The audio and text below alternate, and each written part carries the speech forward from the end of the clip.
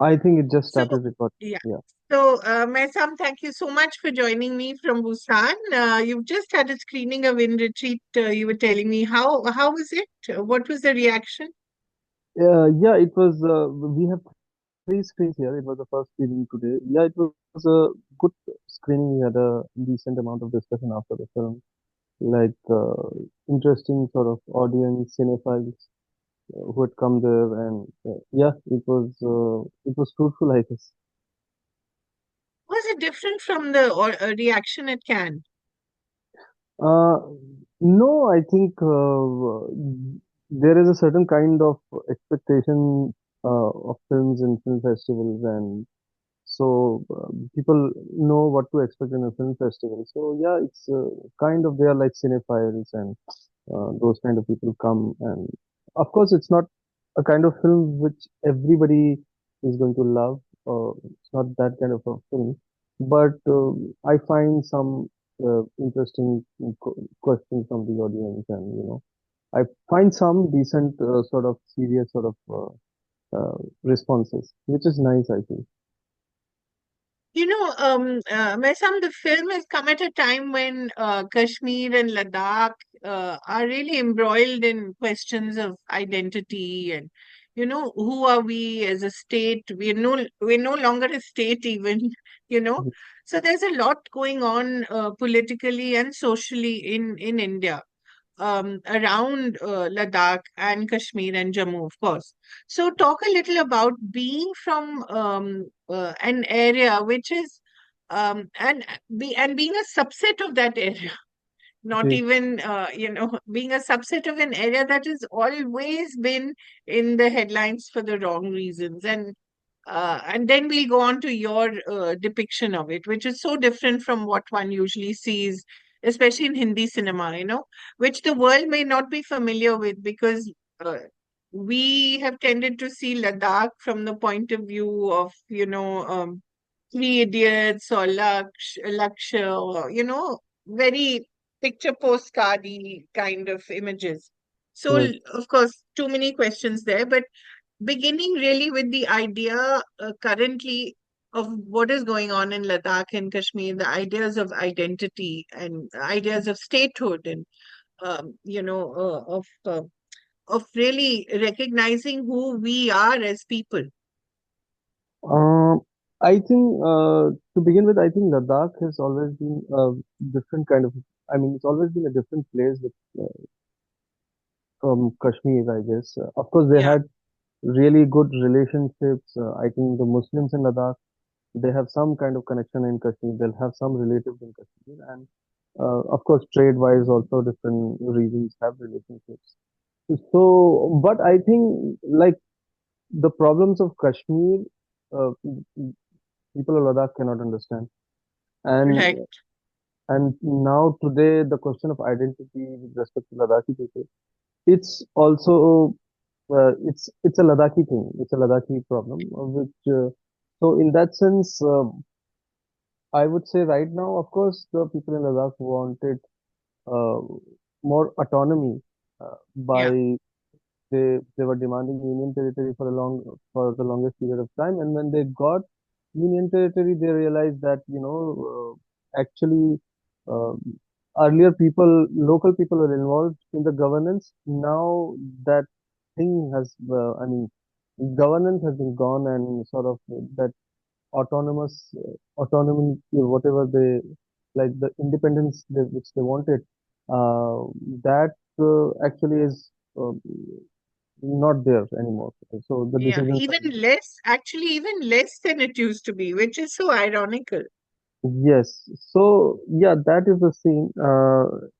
Like of course I support uh, the Ladakhi people to have their own governance because they are living there for the longest period of time and they know the local issues and they've been dealing with it very nicely. Earlier we used to have this Ladakh Hill Council development uh, under the JNK government. I think it's still there, but I think that right now it might be efficient, might be toothless in that sense. Uh, yeah, these are the sort of political situation from the above. But of course, as a filmmaker, my like in the sense like I feel I more want to. I try to explore freedom as for myself as an artist also. So these things, boundaries and politics, these kind of things, really, I don't know how I negotiate with them because I think I'm mostly trying to do away with all these things because as an artist I seek freedom and I would like the borders to be more open. One can travel to different countries also maybe. So yeah, but of course my film is also dealing with a kind of an identity, but I feel that is more like a more in the poetic and the philosophical and the Yeah, human level that's right. r- Right. rather than something political or something very Yeah, structured by a larger superstructure like a law or right. And uh, protagonist is so solitary, yes, I mean, he carries that aura of loneliness and tragedy. It's almost like a shadow that hangs over him. But right, that state of melancholy is so familiar to so many of us as well, who perhaps either cannot go back to their homeland, are in retreat from their homeland, or are looking for a place to call home. So it's, as you said, it's a social and psychological and philosophical exploration. जी, But in the India of today, as a young person, when you make a film like this, it will inevitably be seen as a political statement. In India, everything is politics, as you know. जी, But how do you then still keep alive this sense of wonder and exploration and looking at your homeland in a different way, hmm, the way it's not been seen normally? Talk a little about that act of courage, which I think is, it has to be an act of courage. You make a film like this, it's not just an artistic act, it's a political act, it's an act of courage, it's an act of wanting to do something that is different from the ordinary. I think the answer lies in your question as already because when you say like uh, I think for me that itself is political, right? Like you rightly mentioned that to do something different and to do this exploration and to do even this film also. For me, that artistic sort of exploration, yes, it needs courage because of course, it's going to be a very difficult sort of a narrative. It's going to be, uh, and so I think that itself become political. I think for me, that is the extent of, uh, like for me, in terms of a political stand, if an artist should take it will be invariably connected to its art, I feel like. At least that's the kind of thinking I have right now. Like, for example, yeah, so basically the relation between the form and content in that sense. And then I guess there are different kinds of films, of course. Some are wanting to make a political statement, and so those are different films. And I think, it's a little different kind of a film in that sense. Uh, Yeah, and in that itself is, I think, political. I don't know if I Yeah. answered the question. No, no. I love the drawing, and the way it proceeds. Tell me a little about that, and who was your artist who was doing that? And then I'll come to your two specific protagonists. I mean, the main ones, Harish and I don't know the girl's name. Right. Harish and the girl. They're both very interesting characters. How did you choose them? So this, in the sense, I think this whole idea of a girl looking out in the alleys, seeing somebody, or and just doing a casual sort of a doodling kind, not even a proper sketch, but just Yeah, casual. Sometimes you draw something and something, and over the night an image appears. And this drawing and the relationship between this man wandering in the town in one sense, there is no relationship between both of these things. Yeah. At another level, there is a relationship. Maybe there's a relationship. Of course, there's a relationship in time. There's a relationship in space. But that's the kind of, I think at the end, that's the kind of film it is becoming, in the sense like Yeah. it doesn't have a strong connection. It could, she might just throw this piece of paper next. I Yeah. don't know what will happen. It's as um, fragile subject, I feel, in that sense. So, which is why it is interesting for me to do this film, which is why it is, as you said, like it is bold to do something like this. Yeah. And I love the shots of him eating, walking, and your camera is usually at his back. I find that very interesting, Yeah, rather yeah, than usually the camera is in the front of the actor. Here, I see more of his back and then I see of his uh, face. What was that choice? so I think, ma'am, all these choices, I mean, happen because of the kind of film you want to do, because the kind of theme. So basically, it's it's actually a story about a person who is there for one night, and he's just being in the shadows, because he doesn't want to be up conspicuous and be out there and maybe meet someone. He's just trying to be there within the shadows, maybe like a dream, and he just wants to be invisible. So that might have dictated our choice of looking him more from the back, and because from the back it is more sort of how to say, uh, it's not very out there. It's almost like, he's comfortable from the back to look at him, I think. Yeah. Could the traveler be you? Yes, of course. But this I always have this sense of, I when I go home, I have this sense of, because as you know, we go to cities and we study, and we have different values and different worldview, and then when we come back home, we don't fit easily, and that's the Yeah. tragedy of, I think, small town migration, whatever. And so definitely this is something personal, and that's why I wanted to do this film. And in fact, I wrote somewhere that I felt that this person could be a distant version of myself. Yeah. So yeah, in that sense, that is true. Talk a little about your own journey, Maisam. I was reading you were born in Iran, and then talk a little about where you studied. Ji. And So yes, so basically, yeah, my father went to Iran as a physician. Those times people would go to for work. They'll go to Middle East. So still today, people go everywhere. And so my father was there, and I was born there. I was there for I mean, for 6, 7 years I was there, and then we came back to Ladakh, and I was in Ladakh, and uh, then again a good amount of time I spent in Ladakh. The early childhood sort of time I spent there. It was and that sort of I mean, that place. I think I've spent time in a lot of spaces, but that space has a different sort of impression on me, because once the landscape is very different, and uh, so it's kind of overpowering also sometimes. So yeah, it was a good time I had in Leh. But so there were certain things. For example, there's an interesting phenomena I understood, that I don't really understand Ladakhi songs.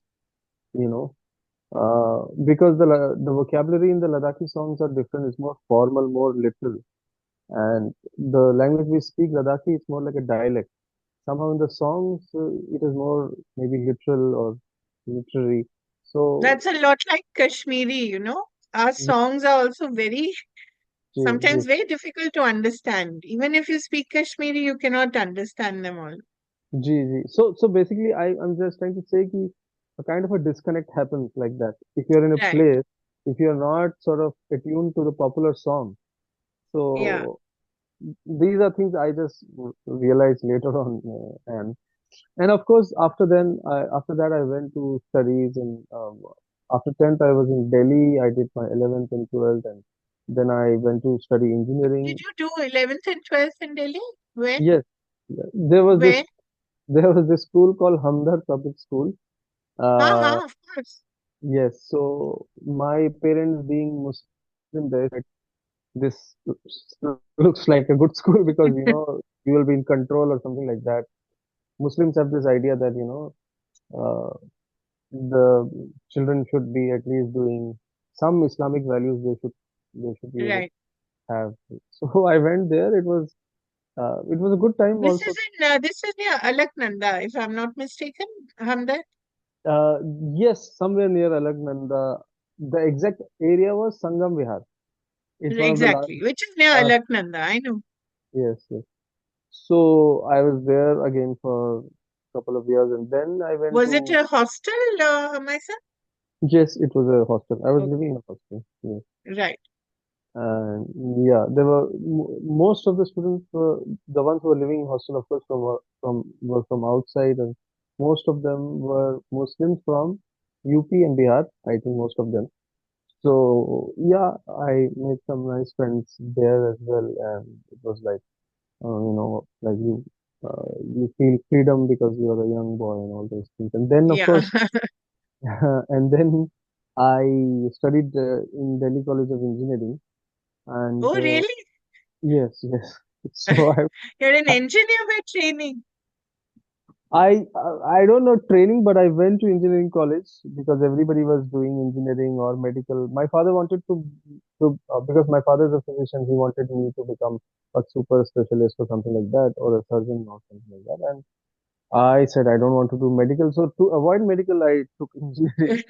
There was no other option. So and yeah, and then when I went to What did engineering, you study in DC? Which branch of engineering?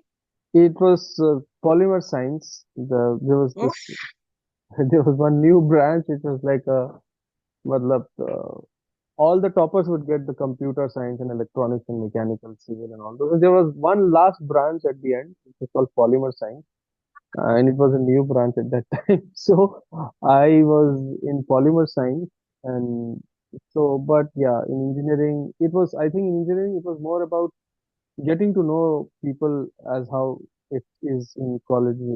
You have other kind of education. You make a lot of friends, and I was involved in amateur theater and all this. We were also acha. part of some protest also, student protest and all these kind of interesting things.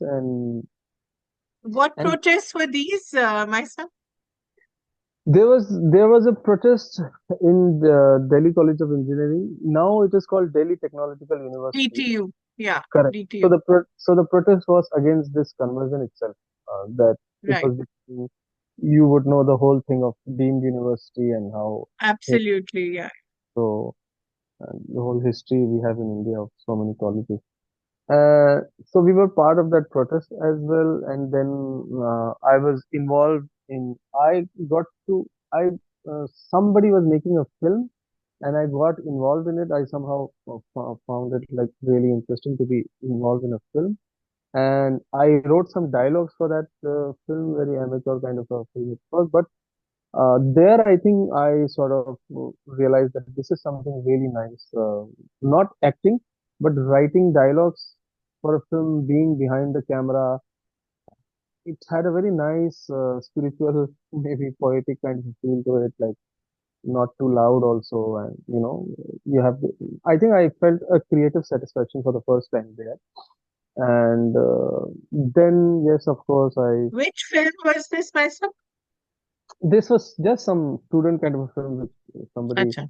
we were doing at that time. We didn't know anything about filmmaking, but we wanted to do something like that. And yeah, then I think from when I got into films, I got to know about FTI, and I also understood that one has to. I was reading books about them. I was doing my own editing, and I realized that this is a big field, and one has to have good amount of knowledge and training. So I thought I'll go to FTI, and then I went to FTI. And then there were more protests there. No, in FTI, interestingly, I was not interested into. That's my take, sort of. Well, like I was with them in the spirit of the Yeah. movement. But actually, what happened during that time was my dialogue project was, I was supposed to do my dialogue project when the FTA protest was happening. And my friend, my batchmate only, my roommate was the president of the student union, and he said that you have to stop your shoot because we are going to, matlab, we are going to start this protest from tomorrow. It will be just for a week, and after the week, everything will be all right. And like like a child's imagination, he thought everything will be fine, and Gajendra Chauhan will be removed, and you can do your film after 7 days. So I told him, see, my set is already being constructed there. I've called the actors. There was one actor called Robin Das, is a famous teacher from National School of Drama. Uh, he was supposed to play one character, and I had planned everything. I said I cannot stop my shoot. Please let me do my shoot. And they were nice enough to let me do my shoot, and they said, of course, we are a film school, and filmmaking is important to us. So I did my shoot. Yeah, but I was not so involved in the protest during that time somehow. I had my own internal sort of, we had our own internal sort of criticisms about the protest. I was one of those. Yeah. Right. Right. And I believe you were Payal's classmate as well, Payal Kapadia's Yes, yes, we were in the same batch, direction batch. Yes. Yeah. direction batch. Yeah. Who was the president of the student union then? Your His name is roommate? Hari Shankar Nachimuttu. Very He was, long, uh, complicated. uh, What's he doing now? Hari is involved in film teaching. I forgot the name of the institutes. In Chennai, there's one film institute. So he's involved in film teaching. I think he helps with the course and everything. He runs. Oh, nice. Yeah. So, what was life like after FTI? When did you graduate? So I left FTI, I think 2000, end of 2017, something like that. And of course, life was, I was all confused. I came to Bombay, and I don't know why I thought I'll go and check out what advertising is, like Right. everybody talks about advertising and everything. And I Yeah. went and I was just doing some assisting in a big production company. I won't name it, in Bombay, and they were nice enough. But yeah, it was horrible because all they do is like copy paste, find Yeah. references. Then suddenly 3 months, after 3 months, I suddenly felt, what am I doing? All these studies I've done and all this thinking, and this copy paste is like, you can only pretend to an extent, no, if it's not within you. So I said I cannot do this, and then it was more. I was wandering here and there. I was doing some small gigs and kind of mostly confused, you can say. And because it happens that sometimes you don't have anything in your life, and then maybe those moments become, the moments where you decide, leave all this. I'm going to make my film because, what else? So something like that. So that's when you decided to make your film. Yes, the idea was there, but I then started writing it properly. It was a Oh, different draft of what I've written. It was more, well, it was happening in different states. It was more a bigger film. But then slowly I realized that uh, if I really, really have to do this film, I have to I have to, you know, do it in a way that I can do it, like doing it yeah. in one place. It's manageable. Yeah. Yeah, yeah, because it's Yeah. my first film, so I can't Yeah. expect I'll travel in many states and have big budget, and so yeah. And when you got the call for the acid section, I don't know what must you have felt. Because I've been doing this film for such a long period of time, so by that When did time, you start? so the idea was there in the final years of FTI. Oh, The idea was definitely there that this should be my first feature film. The right. idea was there, and I was writing after that different drafts and everything like that. And I took a lot of time in writing, and eventually I got some support from some friends, and I thought, let's do it, and let's do it even if I'm not paying anyone, but let's just do it. Ask favors from the hotel, from the every other place, and just trying to do the shooting. But the shooting happened, and then I took really long time in editing the film. I edited the film myself for more than a year or something. And then, of course, but then after that, my funds were exhausted. The people who supported me, they said, this is the extent of, I mean, support we can do. I mean, you can't expect to put more because filmmaking, as you know, it's very expensive. Even if we Very expensive. for to do a decent work, there is an amount which you have to give. Like there are studio fees which is there and equipment and all those things. So for post production for the longest of time, I was not able to move ahead because sound is very expensive. If one has to do sound properly, abhi to nobody cares about sound these days. But um, then in one of the I think in one of the film bazaar this thing, I found another sort of a co-producer who liked the film and who said that I would like to be involved, and then he got some kind of investment into the film, and we were secure to finish the film. Like we could finish the post production, do the foley, the sound design, the sound mixing, and Who's the this person, myself? yeah, his name is Thanika Chalam. Uh, He he was a writer on Bombay Velvet. I think he was one of the Okay. writers on Bombay Velvet, but he has interest in art films and independent cinema, and he wants to become a producer in independent cinema. So because of his help, we could finish the film in post production.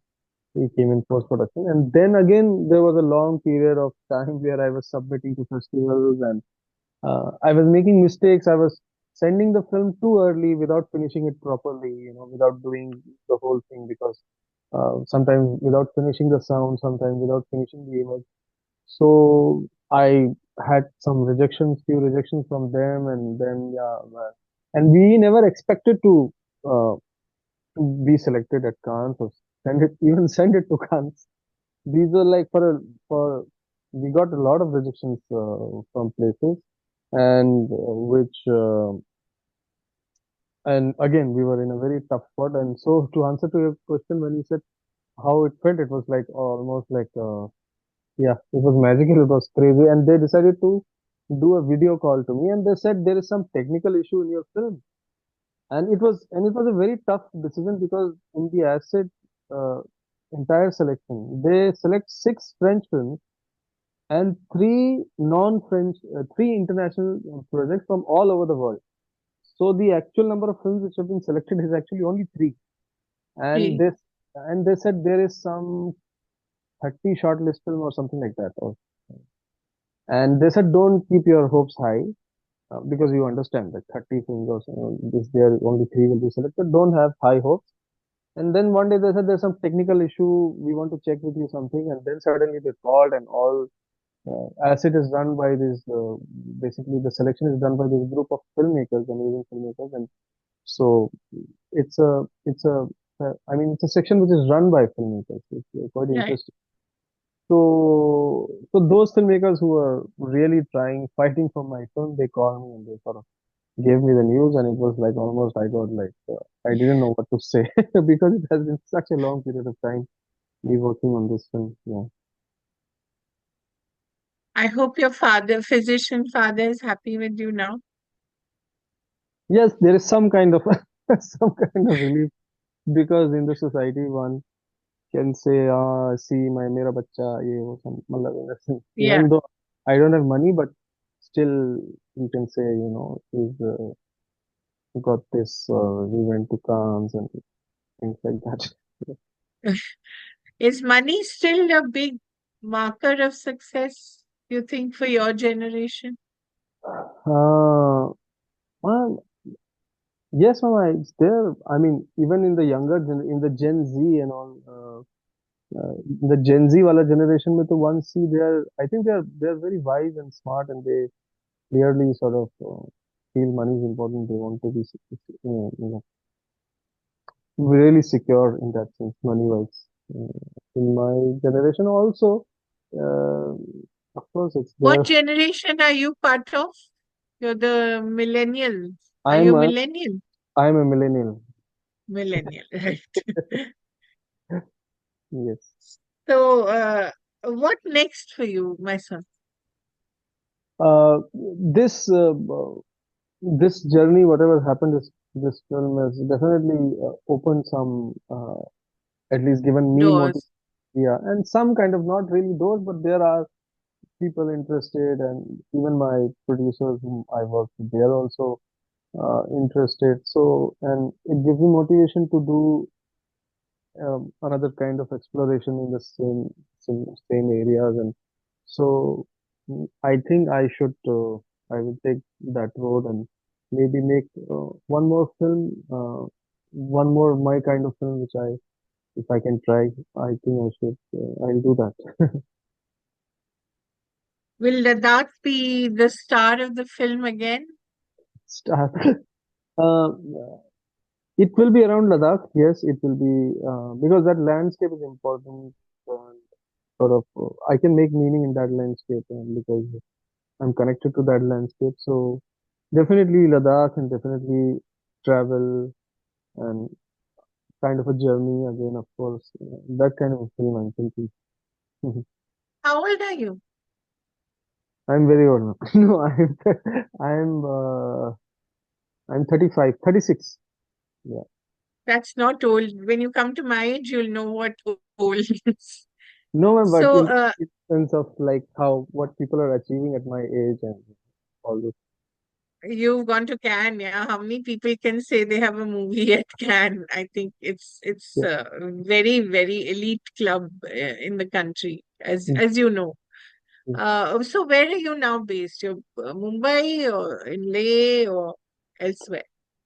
So currently, I'm going to be in Leh for some time because I like to be in the location where I want to make the film, and that sort of be there and experience and travel, and develop the next trip. Right. Has Mumbai been kind to you, or did it just confuse you? Mumbai, I don't know, it's a strange place. I like, of course, whatever little bit of cities I've been in India, I like Mumbai in the sense it's more welcoming, and everybody is a stranger there. Everybody is a, Yeah, yeah, which so, is so nice, na? yes, So you don't yeah, feel bad. yeah. Everybody's in the same boat. So, yeah. But of course, like, Mumbai is a different world, and I really don't know a lot of people in Mumbai, but I have friends, so it's nice to be there. Mumbai. I like the train, the local train I like, and the sea is also there. But it's very expensive to live in Mumbai. Yeah, absolutely. It's so nice speaking to you, and I really enjoyed the film, but enjoyed it in a very calm and peaceful way. It's so rare to find this sort of film. In fact, when I was watching a film, I remembered what Adur Gopalakrishnan once told me that he said people have stopped looking at cinema; they're just hearing cinema. Hmm. There's loud dialogues and there's loud action, and so people have stopped understanding the beauty of visuals. Right, right, And right. when you see a film, then you realize how important it is to have, which is what movies are all about, the image. No, yeah, Because although you use sound intelligently, but you don't assault people with the sound of your film, which I think is very important. And I liked your use of music also, which made me think of what you were saying, that you felt very disconnected from the Ladakhi music when you were a kid. So I suppose you had your own soundtrack in your head, no? We all yes, yes, have a soundtrack in our head. yes, yes, yes.